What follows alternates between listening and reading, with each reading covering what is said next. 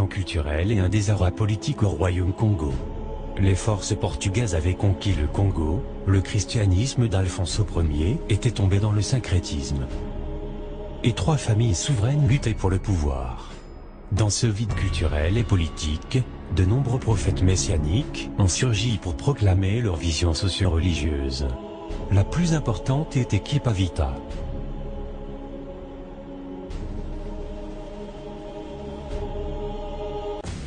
Elle grandit à une époque où la guerre civile fait rage entre différentes factions au sein du royaume Congo, affaiblie par des conflits incessants avec le Portugal et certains peuples voisins.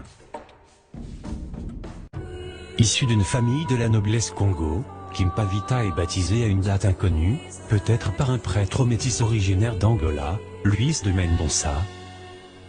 À l'époque, une grande partie de la population du royaume du Congo est catholique, l'évangélisation ayant commencé dès la fin du XVe siècle, avec le baptême de Nzigankougou sous le nom de Jean Ier. Dès sa jeunesse, elle est reconnue comme Ganga Marinda, intermédiaire entre les hommes et le monde des esprits. Elle est initiée au sein de la société secrète, dite Kimpazi. La société Kimpazi avait pour mission de délivrer les gens des forces du mal à travers des cérémonies d'exorcisme.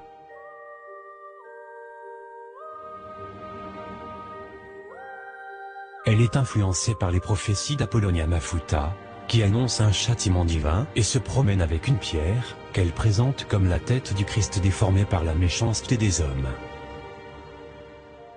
Kipavita avait pour habitude d'effectuer des retraites spirituelles ou menanga dans la nature, et commença à prêcher sur le mont Kibangu, la montagne sacrée. Selon Kipavita, le Congo et la Terre Sainte, les pères de l'Église sont en réalité des Africains.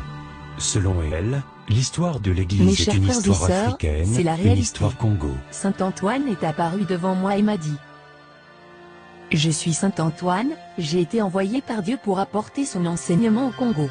J'ai longtemps essayé de venir en aide à ce peuple, allant de province en province. J'ai d'abord été à Nzoto, mais ils ne m'ont pas bien reçu. Ensuite je suis allé à Soyo, ils ont voulu me battre. J'ai fui et je suis arrivé à Boula, la même chose m'est arrivée. Actuellement, j'essaie ici à Kibangu et je t'ai choisi ensuite. Nous sommes un grand peuple, le peuple de Nzembe. Ne l'oubliez jamais.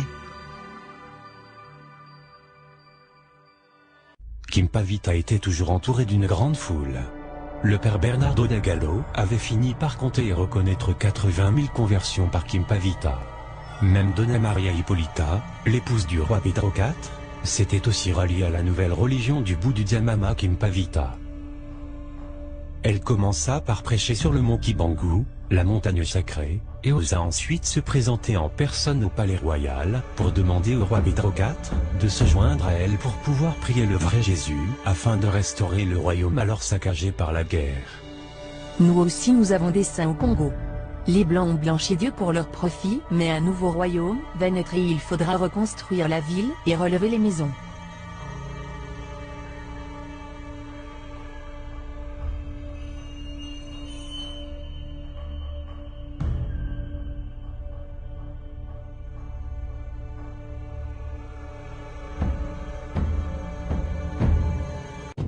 La renommée de Kipavita menaçait celui des missionnaires. Elle était devenue une menace considérable, qui risquait de conduire à la chute de l'Église, à la défaite de la théologie chrétienne, et donc à la perte de contrôle du royaume par les missionnaires. Il fallait trouver une astuce pour l'éliminer. Pour la jeune femme, les Capucins étaient des sorciers. Elle les surnommait Ndoki, Nkadi Mpebe. Kipavita élabora un enseignement religieux purificateur luttant contre le désordre moral, les objets de superstition et les fétiches. Elle prêcha autour d'elle la formation d'une société basée sur l'amour et le respect.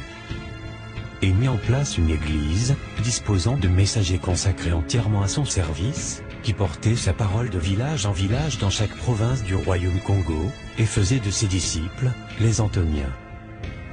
Elle rembella les missionnaires capucins italiens, qui monopolisaient la révélation divine, et poussa au boycottage des sacrements, qu'ils administraient, flux de baptême, flux de confession, flux de mariage.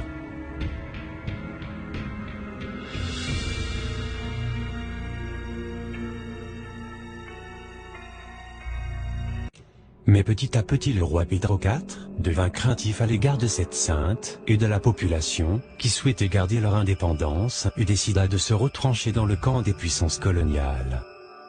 Déçu par ce revirement de situation, Kimpavita ramena Joao II, le second prétendant au trône Congo, dans la capitale, et le pire ennemi du roi destitué Pedro IV, que la population voulut sacrer roi sous la condition que la tutelle coloniale soit rejetée et que le Congo redevienne seul maître de son destin. Voyant son influence gagner du terrain, et étant devenu une menace sérieuse contre le règne colonial établi, les missionnaires capucins firent alliance avec le roi destitué Pedro IV, pour arrêter et dénoncer une pseudo-imposture de la Sainte Vierge du Congo.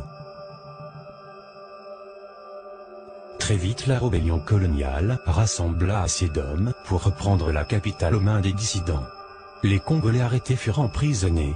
Quant à Kimpavita, elle fut retrouvée en pleine brousse en train d'allaiter un bébé qui pleurait, son fils qu'elle avait eu de son garde du corps. Le conseil royal sous la présidence de Don Bernardo, le grand juge, assisté du secrétaire royal Miguel de Castro, prononcera la sentence de mort contre Kimpavita pour hérésie, crime de nature religieuse et mensonge, après un procès monté de toutes pièces par les capucins. Elle fut conduite sur un grand bûcher et fut exécutée le 2 juillet 1706. Mais un autre miracle se produisit, à l'endroit où elle fut brûlée, on vit apparaître une grande étoile. Des rumeurs circulaient et annonçaient que Kimpavita devait se réincarner quelque part au Congo. Et d'ailleurs, quelques jours après son exécution, quelqu'un avait dit que l'on avait aperçu Kimpavita dans la région du Mbaza Congo.